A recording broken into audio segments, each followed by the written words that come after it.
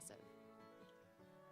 This afternoon, in All Things Considered, we have the high school winner of the Student Podcast Challenge. A Texas teen tells the story of the villages in Kerala, India, where her grandparents grew up.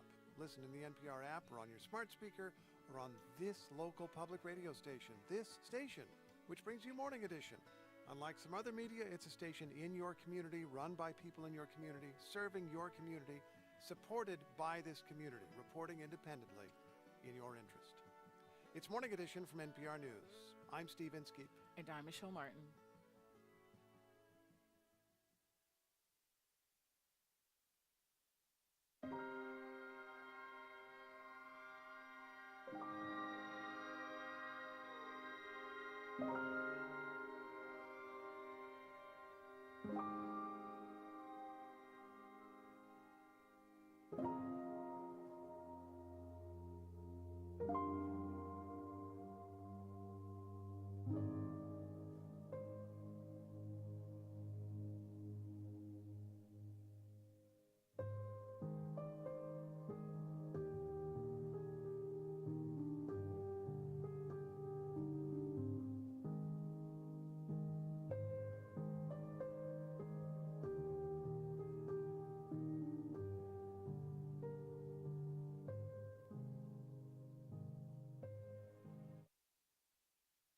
WTJX 93.1 Charlotte Amalia, your NPR station in the Virgin Islands.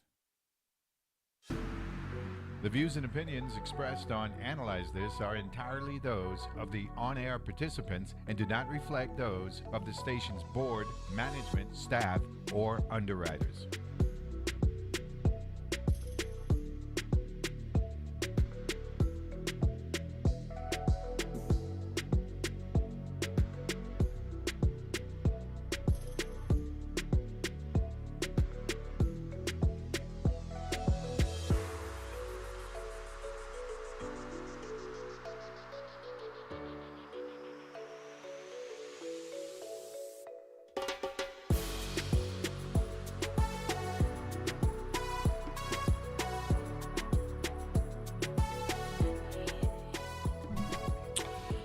And good Wednesday morning, and welcome to another edition, Hump Day edition of Analyze This here on your NPR station in the U.S. Virgin Islands. WTJX FM with yours truly, Neville James. Cloudy morning here in Paradise. The VITEMA director is here in the studio, looking at the radar. Don't look good for later this morning, but we're gonna figure it out anyway. We got the man here, so good morning, Director. How are you? Good morning, Neville. Good morning, Virgin Islanders. Thank you for letting me join you for today. Yeah, could you slide over more to your left, because we got the stream flowing this morning, and got to get that camera angle. Yes, sir. Correctly. So, let's get right to it. It's not raining now, but we are anticipating significant rain later this morning. National Weather Service talked to him this morning about 6:30. They're saying definitely 2 to 4 inches of rain, with some areas as much as 6 inches. So, tropical waves coming through. The decision-making process yesterday was the biggest thing for the government. We worked on yesterday with the acting Governor Roach, as well as all the cabinet members, VITEMA. And the decision we made yesterday about 5 o'clock was because of the threats and the saturation and the concerns to go ahead and cancel the public schools today, as well as to shut down the government agencies for non-essential employees. So that was some big decisions, but like you said, this morning looks pretty good, but the conditions are going to be changing here in the near future as this one of 2 tropical waves is going through. Yeah, no, I just looked at the radar on the weather service website, and I see some significant cells going to be acting up later this morning. Hopefully it doesn't work that way, but it looks like it's going to be heading in a northerly direction, northwest direction, but mostly northerly, beginning somewhere around between 9 and 10, more like 10, 11. Yeah, and this one's going to have some wind with it. They're talking gust of 35 miles an hour. So That's the thing we didn't have last week. The marine conditions are not anticipating anything drastic on marine conditions. Talking to some of the commuter airplanes, they're going to sort of watch it as it goes through today. So again, we're sort of all on our toes, and like you said, the conditions can change very, very quickly. So we're really watching closely and get the word out to the community, and we'll continue to get the word out to the community as things develop. So this is Invest 94. It says a tropical wave over the northeastern Caribbean Sea is producing disorganized showers and thunderstorms. This wave is expected to move west-northwest at 15 to 20 miles an hour, which we were just talking about with the wind. Spreading heavy rainfall and gusty winds into Puerto Rico and the Virgin Islands today, and expected to slow down and turn northwestward when it reaches the southwestern Atlantic late this week. So when I read this, and then I looked outside, outside ain't looking that bad. It's all right, I see some rain over the water. But then when I looked at the radar, though, I saw these heavy cells. Yeah. Last night when we talked to the Weather Service, they talked about starting in St. Thomas this morning and into the afternoon, and in St. Croix would be the afternoon into the evening. Again, things changed this morning. They're still on that same forecast projection for us, but you're right. There's some heavy cells out there, and it's not going to take much. And talking to the Commissioner of Public Works yesterday, they've been out for the last couple of days making the assessments. You can see a lot of debris still in the roads. You can see a lot of saturation. From last week. Yeah, it didn't take much rain at all to then all of a sudden you got rain all over the water on the roads. So that's a huge, huge concern, is that it may look not too bad right now, but it doesn't take much at all to really get us going again. Well, we saw that Thursday last week, right? That happened, in a matter of minutes. It went from steady rain to heavy rain, and then you saw, the rundown. And we're still driving through the rundown right now. Yeah. I just came through the bypass, and there's a lot of debris, the rocks on the sides of the road and stuff. We haven't had a chance to clean that up, and that system stalled Thursday. Unfortunately, it stalled right on top of St. Croix and Christiansted in particular. So what about your communication? Because even if we don't have the worst case scenarios play out, you would want to know that your ability to communicate with the different entities are good. So, what about that dynamic last week, Thursday, coming out of that, Port Authority, the Weather Service, the Hurricane Hunters and all that stuff? How did that work out? Yeah. The Weather Service. Yeah, we have a very tight communications with them. We have multiple means of communication to them. The Hurricane Hunters weren't necessarily in the neighborhood, so they weren't a factor, of course, to give us most accurate information, but really we're looking at activities that happened, and really talking about a service last week, they're asking me for pictures and photos, and so I actually got a GPS map out. I put the coordinates down and where we saw flooding that I knew locally where it was, and provided it back to them, and they really appreciated that. They talked about 8 inches of rain for Christiansted area, which is unheard of. But they really appreciate that feedback from us, so they can they do reports also about the impacts of each event. But our communication is so important, and I have all the commissioners really on a short string, and they have a short string on me. And the governor, acting Governor Roach, we're very tight in our communications. We spent, probably about 4 hours yesterday. Today we have 2 more meetings set up to talk about, again, the next wave 93 Lima, right behind it, coming through a little bit north of us. So this communication is so important. And of course, talking to the school commissioner, Deanna Wells-Headington, her team, making that decision early, because they're looking at, by 5:30 you got the buses on the roads, and to sort of bring things back is very difficult to do. So we made the choice this time to really, for caution, to make that decision early. Yeah, I spoke with the governor that morning, and he said it was because that the territory has been suffering from a lot of heat days, right? And days lost. That's the reason why he didn't make the decision earlier to close schools, which he ultimately did Thursday morning, which to me is a logical explanation. Because you don't want the students to be losing hours and all that, and then you got to worry about making that up at some point between now and December, or whether it be now and May. So I support the governor with that, but ultimately he made the right decision, because he was stuck here. He was trying to get back to St. Thomas, So when he called in, because I reached out to him, he called in. He was in the Cruise and Rum area there, and he said I didn't have a choice. I had to make the cancellation call. So today, yesterday, actually may have been partly because of what had happened last week. So let's go the caution route. You get up this morning, doesn't look like it, but then when you look at the radar, you can't really just be thinking about where you are at this particular moment. You got to look at the forecast. Exactly. In anticipation based on the information provided to us. And it's not a crystal ball. Honestly, we have some fantastic meteorologists. I know you talk to them all the time in Puerto Rico and San Juan. They are really looking out for the Virgin Islands. They're giving us their best assessments, and things do change. And I talk to them probably every 3 or 4 hours just to make sure we're staying on top of this time of year.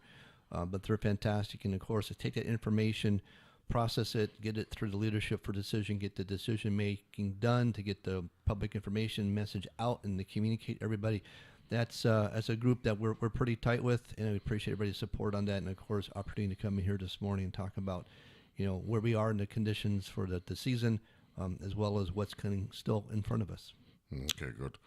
So to wrap up, what we anticipate, more St. Croix than St. Thomas and St. John, or we don't know because of the uncertainty? Yeah, we kept pushing that service yesterday. They said, well, equally split, but we're going to talk about St. Thomas, St. John earlier in the morning, early afternoon, and then later in the day, St. Croix. So I think, this wave going through, we'll watch it intensify, and hopefully we'll have nothing. And please, it is what it is, but we may be a lot, so I want you to be prepared and stay off the roads if it does start coming through. And again, the stoplights, if they go out, because WAPA goes out, treat stop signs, and make it a 4-way stop if the lights go out, and just be safe. That's the biggest thing right now we want to communicate.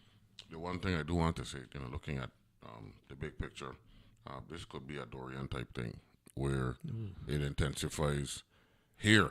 It starts here, and then it gets really, really bad once it gets over the water. And when I'm looking at that 94, that Invest 94 cone, it is completely covering the Bahamas. Yeah. Both of those systems, 94, 93, they both are 90% chance. And I see the 90% chance as well. But the cone for 94, Invest 94, and the path, the Bahamas is squarely over it. So and then the one that's, how much miles away is it now? It was 1,000 yesterday. Yeah. Let me see. They don't have any miles attached to it, but it's still out there. But latitudinally, it's already at the Greater Antilles level. Okay. Right? So that's a good thing. Yes, right? for us. Before it gets to us. Right? Yeah, we're going to get some rain out of it. We anticipate. That's what we're talking about for tomorrow. So we'll make our decision. The fear is that they join, because you don't want the one behind it to pick up speed, and then next thing you know, we merged into something, exactly super impactful. So that's the concern there. Okay. So typically, you're here the last Wednesday of the month. It just happens that the last Wednesday of the month happens to be a day when we're looking at a system working its way through the region. Where we at as it relates to the agency and all that? Well, right now we're getting ready for an event that we're going to do in October 16th. It's called the Great Shakeout.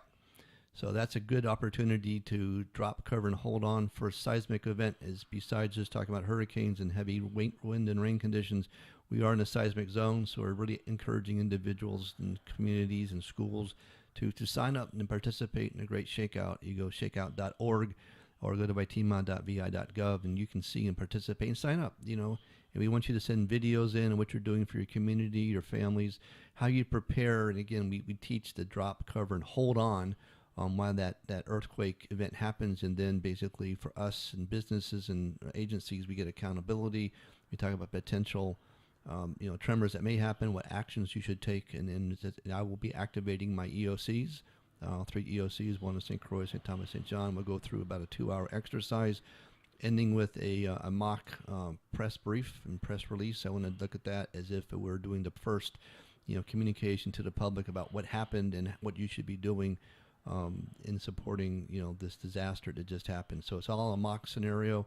I'm going to take some communication lines out on St. Thomas and St. John, I'm going to have my EOCs work together, come up very quickly. We've been working for the last probably 4 or 5 months on what we call essential elements of information, which is really that information that I want to get to the governor and we get processed to find out, are we good, are we bad, where our issues are concerned, so we can focus our efforts to restoring those levels back. So behind the scenes, it's a lot of activity for VITEMA to do and some of our key agencies, you up front, a chance to participate and show us and send videos in about what you're doing for the family for a great shakeout from an earthquake event. Unfortunately, if you go back in history, we had some pretty bad events here historically back in 1867, earthquake plus a tsunami. Mm-hmm. So all that comes to bear, and we want to make sure that we are staying educated for, disasters that could happen. We don't want them to ever happen, but we want to be prepared. That's what we always talk about. So that's the biggest thing I think we're getting ready for the next couple of weeks, besides keeping our eyes looking out east right now for any potential development in the Atlantic.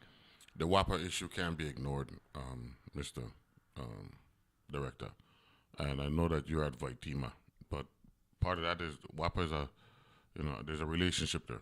And what we're dealing with, in particular in the St. Thomas, St. John area, we already have that fragility. That's the word of the week. We've been using that since Monday. And then you have rain coming in, which would delay necessary work to get us to where we need to be. And I know that you focus on territorial emergency management. WAPA is a part of that. So, I know you can't speak for WAPA, but I would want you to assure the public the level of sensitivity to what's going on there, and that you do have a good line of communication with them. I have an extremely good line of communication with them, and of course, to me, about feeder lines and critical, facilities is what I look at also. Mm-hmm. I'm tracking for the territory, government-wise agencies, about 260 generators. So to me, it's a consequence management, and we have to keep the government open. We have to keep continuity of government going forward. So I talk to all my directors, commissioners, and make sure that they have, working generators. We have good fuel supply while we're working through WAPA. But WAPA definitely is part of Emergency Management Council. We meet monthly. We talk about what's happening, how we can support each other. And of course, trying to make sure that we keep these critical lines open so we can make sure that police, fire, EMS are ready to go. Mm-hmm. Because I cannot say no. We have to respond, and so I do deal with my emergency support functions, and WAPA is part of that group. And understanding their status is very important to us. And of course, Director Kyle Fleming and I are pretty tight as far as communication, also with Energy Office, which actually links into the WAPA too. Okay, that's good to hear. Has the sarcasm abated? I would say, when that Hurricane Aaron came through, about a month ago, we were pretty bad. And then that hurricane, basically, as it passed through it, the waters changed. I was down there the day before, and it was very bad down there. We had reduced water production quite a bit, about 40%. Mm-hmm. Then it went over to McAdams Bay. Went to. So mm-hmm. right now we do see some out there, and it's concerned. It's seasonal. How about the South Shore? On the eastern side there by Turner's Hole. Yeah, that DV. Yeah, that's always been a tough time. Mm-hmm. So I think a lot of the tourist impact this time of year is low tourism, but you don't want to be showing pictures of obviously the resort and asking people to come in when you have sargassum on the shoreline. But it's not just here; it's permeating throughout the Caribbean. Unfortunately, it's gotten worse pretty much every single year. And for me, I really worry about the consequences with the intake to the water system here mm-hmm. on St. Croix. That's my biggest concern. But yeah, it's been around. It's still around. And the sargassum itself gets into the intakes, but then as it decomposes, it gets into more of a fine granular piece and gets further into the intakes, and you really can't get it out.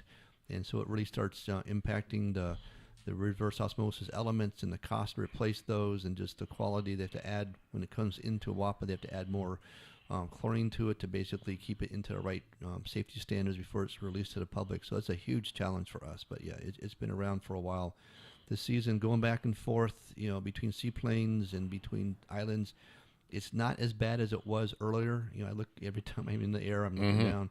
But right now, it's not as bad as I've seen it, in the season. So it's probably getting a little bit less, but it's still a concern for us. That's the reason why I asked if it's abated, because it's not as pronounced Mm-hmm. as it has been at its worst.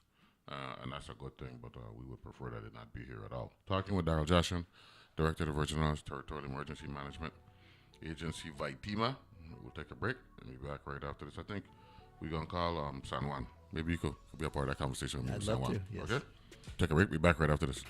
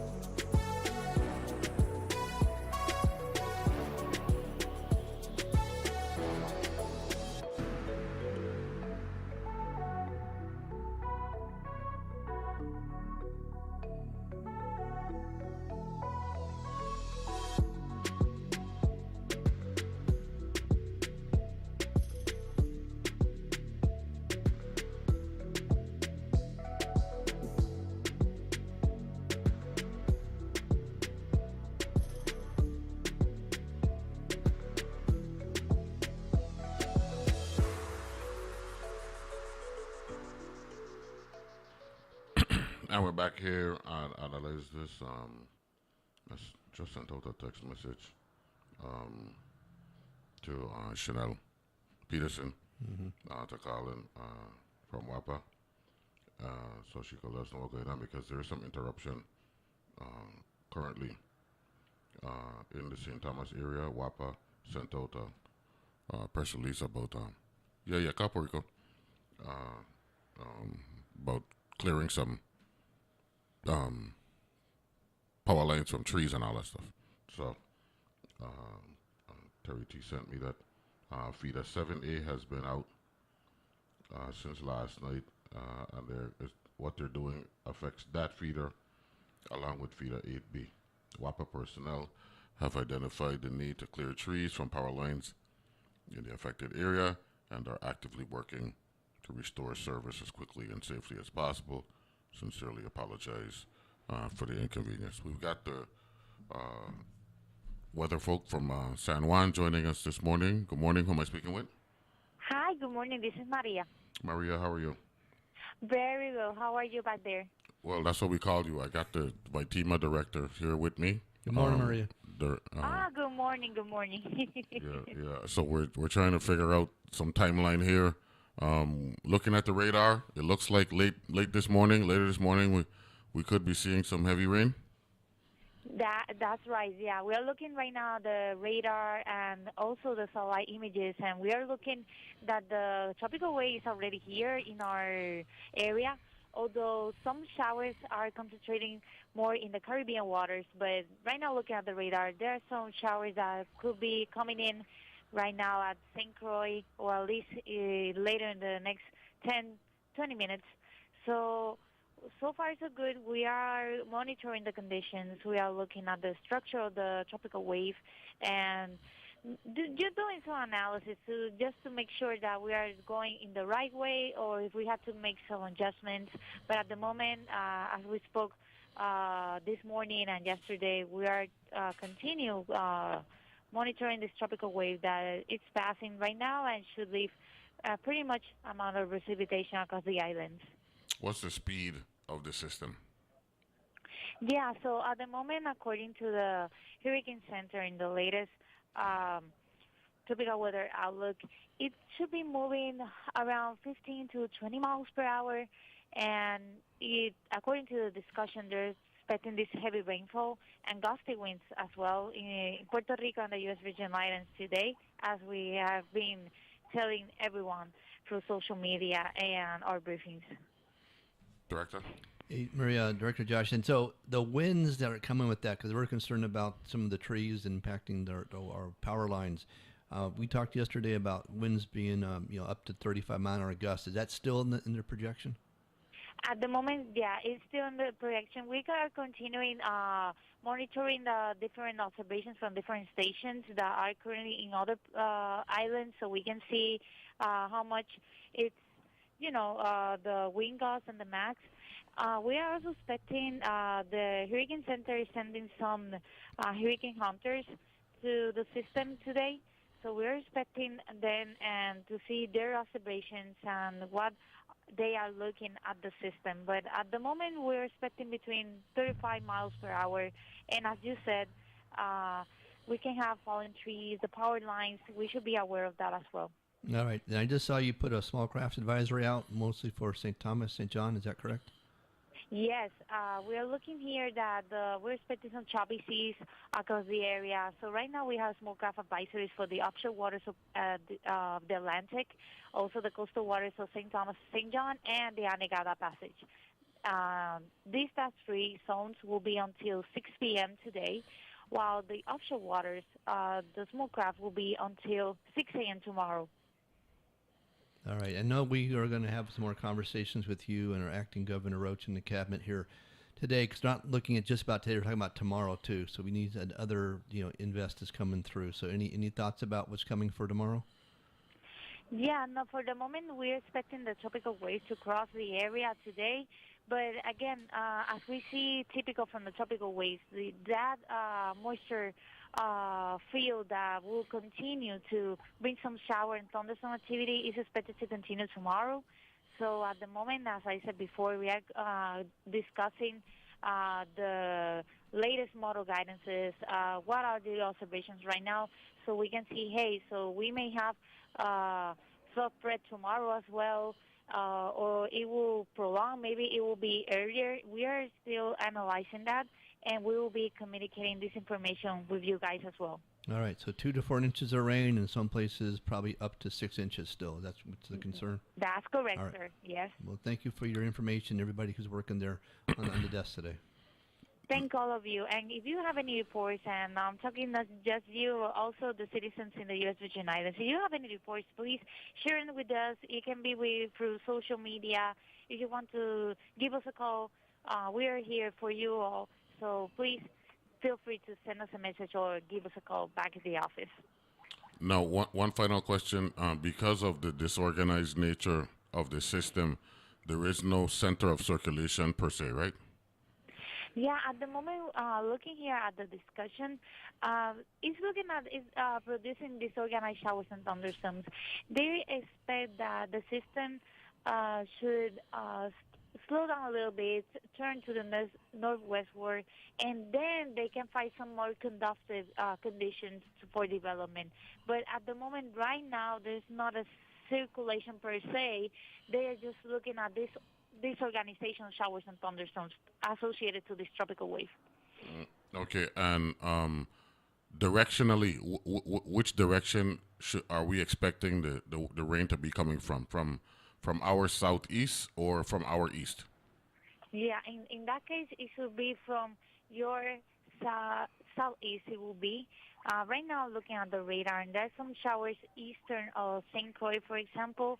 Some are actually moving across St. John. That should be the pattern because as the tropical wave passes by, the winds will become from the southeast and it will pull all that moisture that will produce those showers and thunderstorms. Thank you very much, Maria.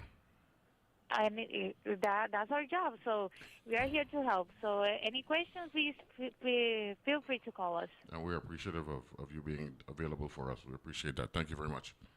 Have a good day. You too. You too. Bye-bye. That's Maria from the Water Service. Now we got Chanel Peterson on the line from Virgin Islands Water and Power Authority. Good morning, Director of Corporate Communications. How are you? Good morning. I'm doing well, thank you. How are you? Doing well, given the circumstances. Waiting for the rain, so we'll deal with it, and hopefully it won't be the worst case scenario played out. But clearing trees in St. Thomas from power lines.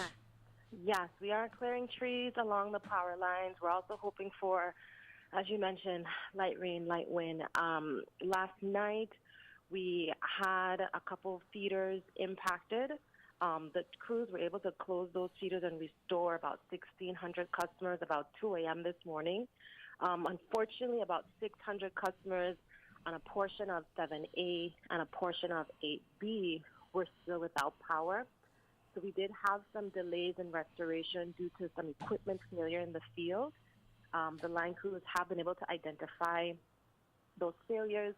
They've continued the vegetation management with clearing the trees on the lines, and we're hoping to, at minimum, see at least the entire impacted customers on 7A restored shortly, and then the same being prioritized for 8B, which is right now been isolated to Lurkenlund, Estate Pita, and Hull Bay.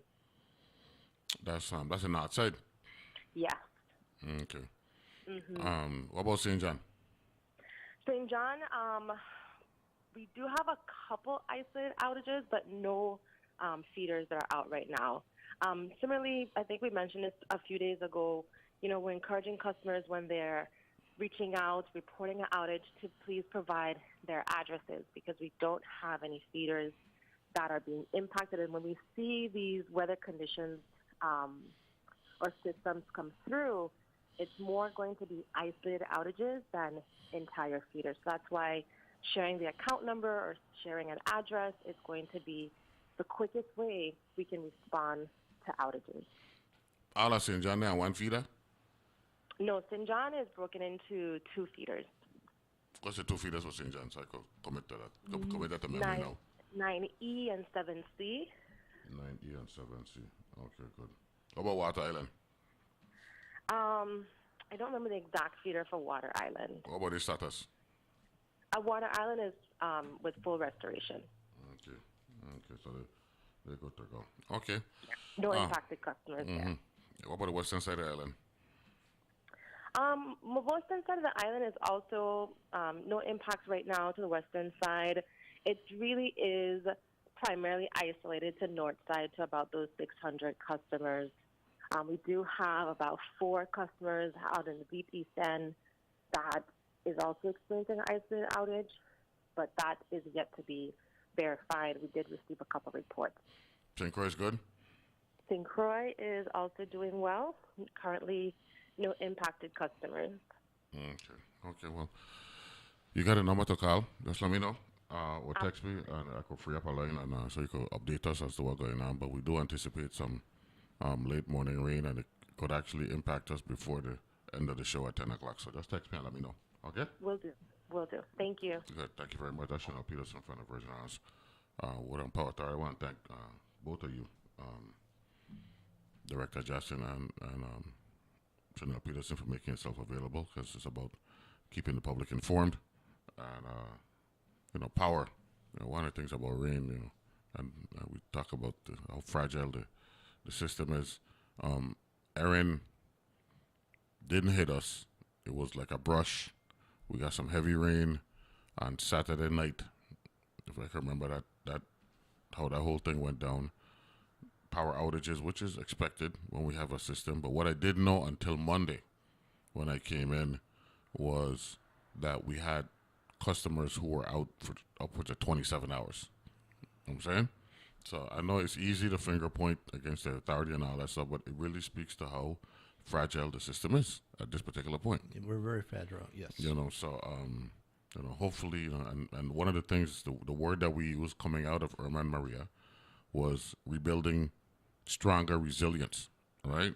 So that's the focus, and right now that resilience is not showing itself. So that's the topic for a different discussion. Is the Virgin Islands Territorial Emergency Management Agency in the business of making suggestions and recommendations to the government of the Virgin Islands, to the Water and Power Authority, based on what you're learning when you go to conferences, what you're seeing in communications with other jurisdictional management agencies? Oh, without a doubt. We're part of a consortium with the Energy Group, Department of Energy. Director Fleming and I have been to a couple of conferences looking at what the other islands are doing. You know, Guam, NMCI, even Alaska up there. And we're doing very similar challenges. And, of course, Guam had a typhoon that went through a couple of years ago, Narwhal, and they're rebuilding also. So a lot, and even watching Puerto Rico, I've seen some of their solar projects going forward, visiting some of their plants. Definitely, we're all on the same track, if you will. It goes back to that cost for that fuel source also is a huge part for us. So I think we're definitely on the right track. We're hearing the word prudent replacement. We're hearing quite a bit for us, and not just us. Other areas have been impacted also. But we're definitely have a good consortium of learning together and identifying the time it takes to get there. Some take longer than others, unfortunately, but it's a process to go through. And, of course, we're back looking at meter readings, automatic meter reading, AMI systems also for our territory, all to make it better and more accurate information. Because our table talk on Monday, that was our sole focus.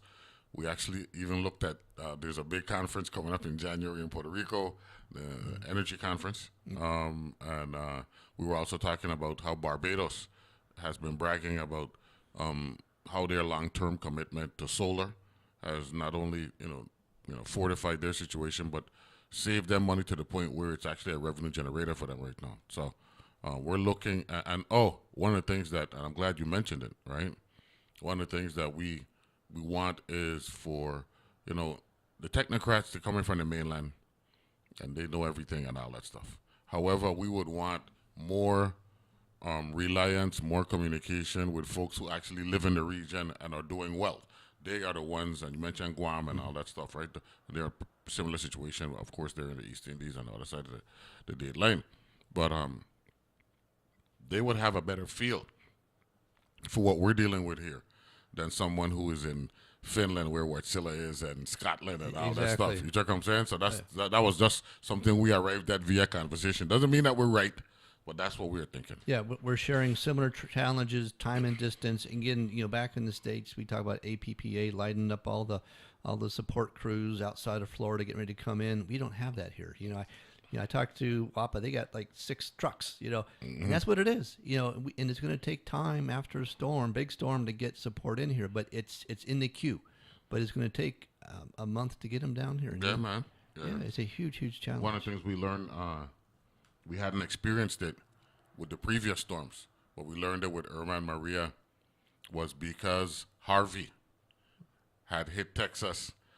Folks who are normally available to come and help us restore ourselves, they were already deployed to Harvey because of that water, that rain situation, that how Houston got, pretty much, squashed. There are 2 sides of it. So that's part one. Part 2, though, is I had 4 aircraft carriers that were coming out of Norfolk that were coming in that support Harvey, and they were told, no, you guys just go to the Virgin Islands and go to Puerto Rico and you support. So what would normally have taken 2 weeks to get here, we got basically in 3 days. And so when we talk about we're going to get it again, there is no guarantee we're going to get it again, because it takes a long time to get the Navy to basically put that level of response together to support the territory and the Commonwealth of Puerto Rico. We got very, very lucky because of Harvey. So that was the other piece of it. But you're right. They were already wrapped up in that. Even with my EPA group, we happened at Lahaina Fire, they had basically, I call it EPA for them to help us support. Everybody's deployed to Lahaina dealing with the fires there. So while we have resources available, there are other timetables, and that's why I always worry about, for hurricanes, I have to be able to tell the governor exactly what we need and get that request in very, very quickly. Because if we don't, other groups will pick that up and get those resources before we do, even though we get hit first. So it's no guarantee. We're talking with VITEMA Director Daryl Jaschen. We'll take a break and come back and wrap up this conversation. The director will talk a little bit more about some initiatives that in the near future for VITEMA, and then we'll let him go because he's going to be a busy man for the rest of the morning. Be back right after this.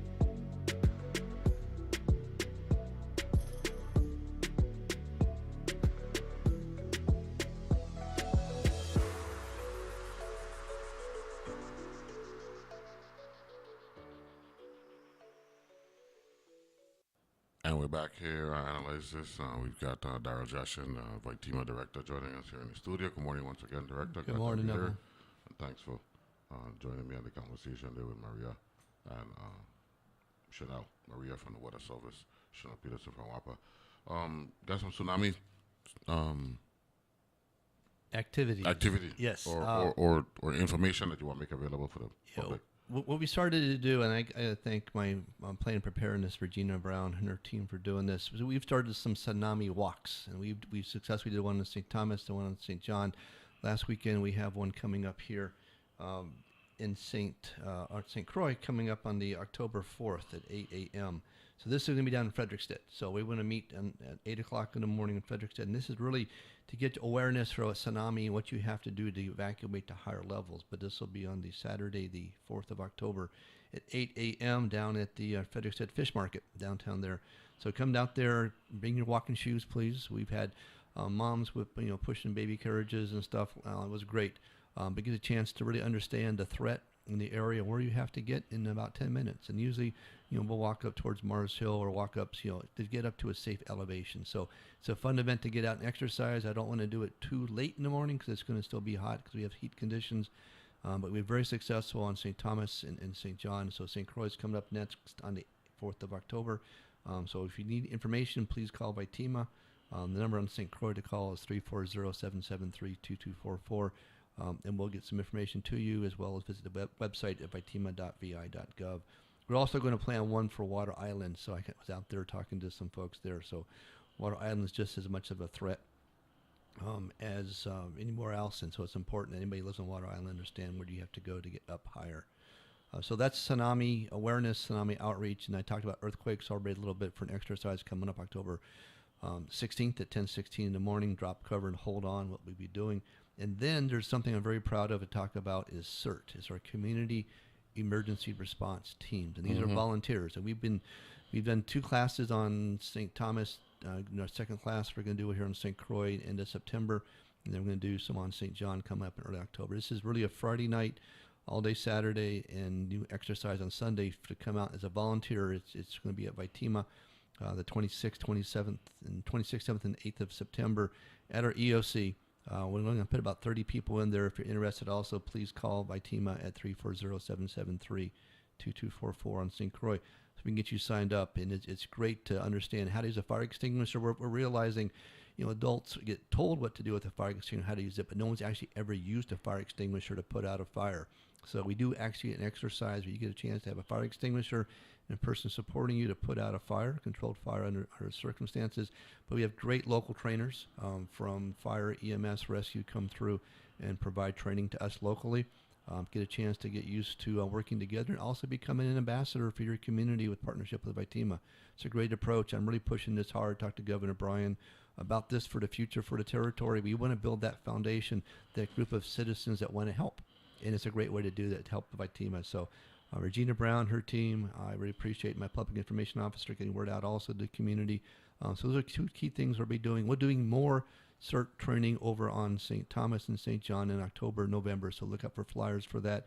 And we'll probably have some additional courses in early 2026. So it's a great cadre to build, again, locally trained, locally supported. Okay, that's good. Do you got any vacancies at VITEMA? For those who are listening, I might want to get into. Yeah, I always talk about, VITEMA does 911. Most people don't know about that, but 911 in St. Croix district and one in St. Thomas district. We were hiring a good group right now coming on board. We do have opportunities always for 911. 911 is a tough position to be in. I hand it to the men and women do that. They dedicated to that.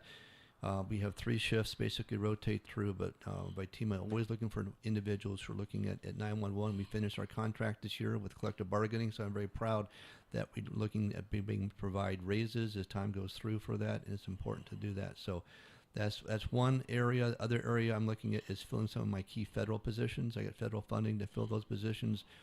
We hired a couple of folks, but definitely there's more to hire. I want to look at, there's a project manager I'm trying to put in place to support some of my restoration projects on St. Thomas and St. Croix, as well as a couple other positions that we have going forward.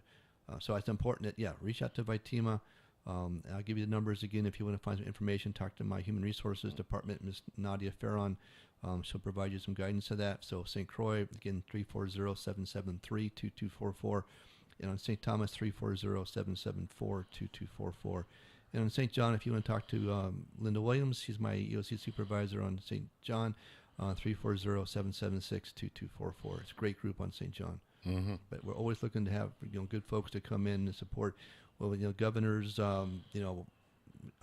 group is coming up as far as the Workforce Summit. So VITEMA will be part of that here coming up next week. So we're looking at that on St. Croix, St. Thomas, and St. John to build that cadre. Starting to see some individuals come back to the territory who've left for a while, which is great to see them back in the territory. So we're pleased to have that talent coming back and joining us too. That's good. That's good. Where are our shelters again? On the island of St. Croix, outside Christiansted, DC Canagata shelter, and is not pet friendly. So that's my other question, is always asked about pets. And so on Complex on St. Croix is pet friendly. You can bring enough. I have 30 spots for dogs and 60 spots for cats. Bring kennels, bring leashes, bring food, water. I can put about 600 people in that complex. And Complex, always talk about, is a great location because it has a solar grid there, microgrid there. That's energy office. Yes, it is. Yes, it is. I'm very, very proud that they put that in place. So they have a backup battery. They have a generator there. So that's a very strong location for us for for St. Croix, and I really appreciate Department of Human Services, my lead agency, American Red Cross, and of course the schools. I have to unfortunately, disrupt classes if the class is in session to get our set up for that. We want to open them up 24 hours prior to the onset of tropical storm force winds. Obviously working with Vitran to make sure we can get Vitran set up so there is nothing out west. So I always ask about why not out west? Well, we don't have facilities that are good enough to meet the requirements for us with power generation for water, security support, light sets, all that stuff that we need to have. So those are 2 locations on St. Croix. St. Thomas, I look out east at Red Hook area. So we have Edorican High School. We have both the cafeteria, again, not pet friendly, and we have the gymnasium, not pet friendly. But we have Lockhart. Lockhart across from Standard Regional Medical Center is pet friendly. We can put about, in separate rooms, we can put 30 dogs and 60 cats separately in there. So folks, if you are concerned about coming to a shelter and you have your wonderful pets, dogs and cats we're talking about, not hamsters, not snakes, not iguanas, please. This is just domestic pets to come in. We want you to be safe to come in also. You cannot have the pets in the same location as you are in the gymnasium. But we can put space for them, but you got to bring your collars and your leashes and your cages for them. So be prepared, we talk about. And then the island of St. John, we have the Adrian Senior Center, and then we have the Gift Hill School. Gift Hill School has been very gracious for us to look at that. We have a couple, probably 2 more coming next year. I won't talk about them now, but I'm very excited to have 2 additional shelters. One will be on St. John and one will be on St. Thomas. So a lot of effort will be put into those to open those up for additional next year. But this year, that's currently what we have. So from a percentage-wise, and working with FEMA, they say they encourage you to have up to 2% of your population to have sheltering, for congregate sheltering. So on St. John, I have 5%. On St. Thomas, I have about 3.5%, and on St. Croix, I have 2%. Okay. So, and we do have another backup location on St. Croix after the storm that we engage with, but I won't put that out until that is needed. So I think we've come a long way the last couple of years working the support for that. I'd say the biggest challenge we have is obviously feeding the first 72 hours. Red Cross will feed us because of partnership, and then the school education takes over for the feeding responsibility for the shelters. Okay, good thing. Director, man, thanks for making some time this morning. I know you're dealing with this system that's going to be working its way through the territory. If you need me, just reach out, and we'll make ourselves available. Thank you, Neville, and thank you everybody for listening and being prepared. We're in this together, and VITEMA does its role. I need you to do your role also. So thank you. That's Daryl Jaschen from the Virgin Islands Territorial Emergency Management Agency, VITEMA. We're keeping an eye out on the storm. We could see skies are looking somewhat ominous, and hopefully the best case scenario plays out as it relates to rain and wind this morning, and also keep an eye on tomorrow as well. Okay, so thank you very much, Director. Appreciate that. You know what I'm saying? We'll see you. We'll talk next month. Yeah, man. So we are, watching this radar, man. You know what I'm saying? And thank the Director for making that time. And that's a regularly planned thing, by the way. This wasn't because of the system. We have designated the last Wednesday of every month, right? MUNFF, right? Every month, right? For VITEMA. So they can let us know what happened throughout the month, beginning right before the hurricane season starts in May, all the way through November, right? So, you got positives and negatives with everything, right? The negative is the rain, the potential power disruption, and all that stuff, right? The positive, right, is humidity. On this morning was nice. You know what I'm saying? Morning them been rough. The last, for the most part, for the last 4 months. And they're going to stay that way, through October. Right? That early morning humidity that'll make the day dreary because you're dealing with that heat. But that wasn't the case this morning. Why? Because the system and that cloud cover, So, we take the bitter with the sweet, right? Sweet with the bitter, and all that stuff. I wonder if Miss Brathwaite listening or anybody from the Port Authority, if they may have any information they may want us to share with the public. Because while the rain didn't come overnight and allow for, because of it, demand that a decision be made for today, right? The rain is expected to pick up a little bit. And we got, flights and all that stuff, people traveling. So I don't know, if in fact, how that is impacting transportation. And of course, you got ferry boat service. Ms. Bradford did call in last week to let us know that the St. Croix, St. Thomas ferry system or ferry boat service for that day, had been canceled. Even and the St. Thomas St. John Pillsbury song activity was good. That was good to go. Check, and that's a shorter traverse. But so if anybody from the Port Authority is listening, I want to send me a text or whatever. I'd appreciate that so we can let the public know what's going on. Let me see. I know a flight number for St. Croix. Okay. So apparently, as we speak, right, both American flights to St. Croix are still departing on time. A82211 from Miami, right? And they're going to leave at 10:10 and get here at 1 o'clock. Right, I don't know what the other flight be. Right, let me see. Miami St. Croix. I know 2211 is one. I might remember that. Remember that one. Miami St. Croix. American Airlines. What's the other flight number? Yeah, normally they're only limited to one flight this time of year. But I don't know if that's the case right now. Let me see what Spirit's saying. Trying to find the Spirit number. No, I see that one. It's October 17, 24. Yeah, so we'll keep an eye on that as well. Right? Because the public need to know what's going on. Because you're going down to the airport early because you want to clear customs and TSA and all that.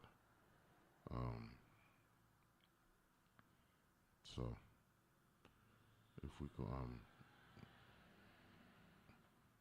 inform the public as to what we're dealing with, that would be in the best interest, right? Miami St. Croix, yeah, 2211, right? I know it used to be another number we used to memorize.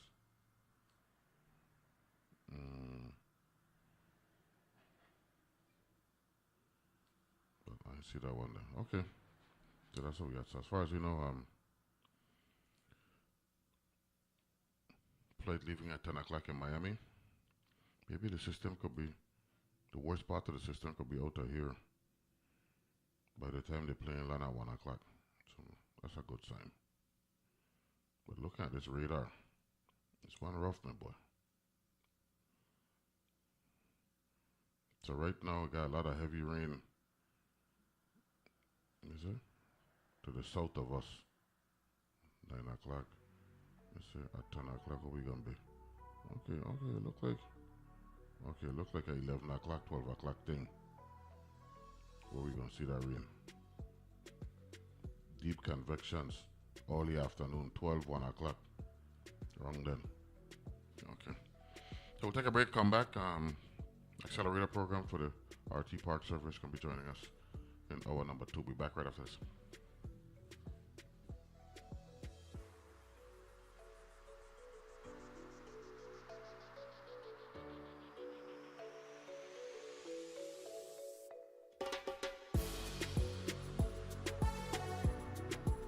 The views and opinions expressed on Analyze This are entirely those of the on-air participants and do not reflect those of the station's board, management, staff, or underwriters.